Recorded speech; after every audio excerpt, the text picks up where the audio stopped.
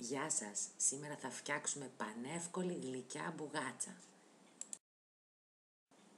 Τα υλικά που θα χρειαστούμε είναι μισό κιλό φύλλο κρούστας, 250 γραμμάρια βούτυρο, ένα ζαχαρούχο γάλα συμπυκνωμένο, ζάχαρη άχνη, λίγη κανέλα και 2 ποτήρια νερό. Όπως είδατε στην αρχή, τα υλικά μας είναι πολύ λίγα και εύκολα. Μισό κιλό φύλλο κρούστας, είτε 350 γραμμάρια, ανάλογα με τη συσκευασία, ένα ζαχαρούχο γάλα, ένα βιτάμ 250 γραμμαρίων, λίγη άχνη, κανέλα και 2 ποτήρια νερό. Και ξεκινάμε. Πρώτα λιώνουμε το βούτυρο, να γίνει υγρό. Παίρνουμε τα φύλλα ένα-ένα, παράλληλα, τα σουρώνουμε σαν ακορντεόν, τα στρώνουμε στο πυρέξ ή σε ένα ταψάκι αντικολλητικό, ανάλογα τι μας βολεύει. Το βούτυρο πρέπει να έλειωσε. Ωραία.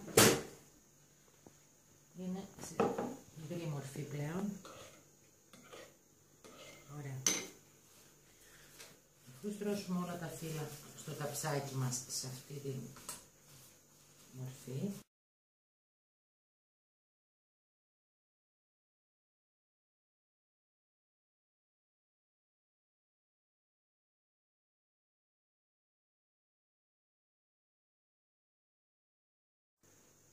τα περιχύνουμε με το λιωμένο βούτυρο.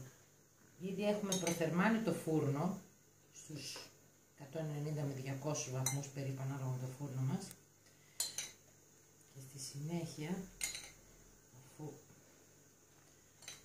ποτίσουμε όλα τα φύλλα καλά,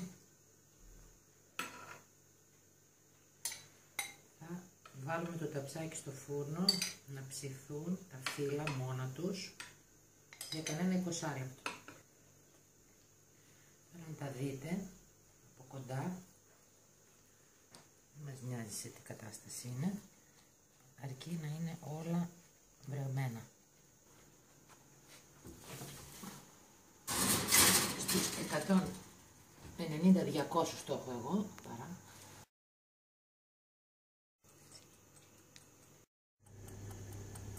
Έχω ήδη σε ένα μπολ ρίξει 2 ποτήρια νερό. Εγώ βάζω την κανάτα για να με βολεύει μετά. Και διαλύω μέσα το ζαχαρούχο γάλα στο νερό.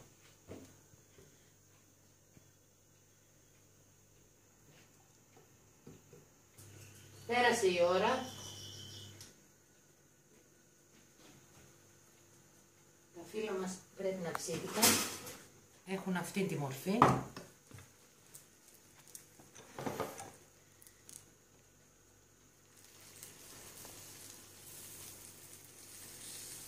Και σιγά σιγά περιχύνουμε τα φύλλα.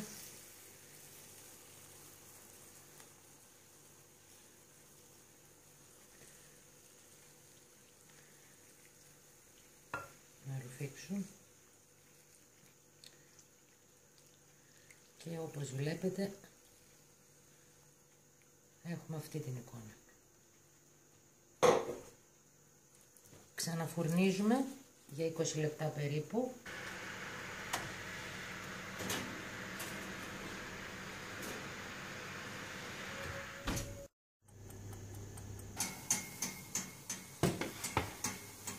Και από εδώ βλέπουμε πως έχει ψηθεί, φαίνεται ότι είναι ψημένο.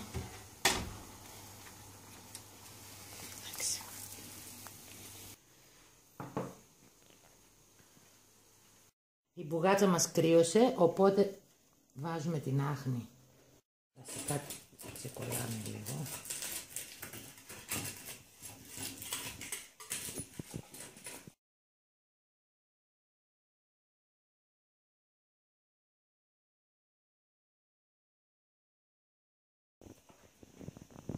Και καλή μας όρεξη.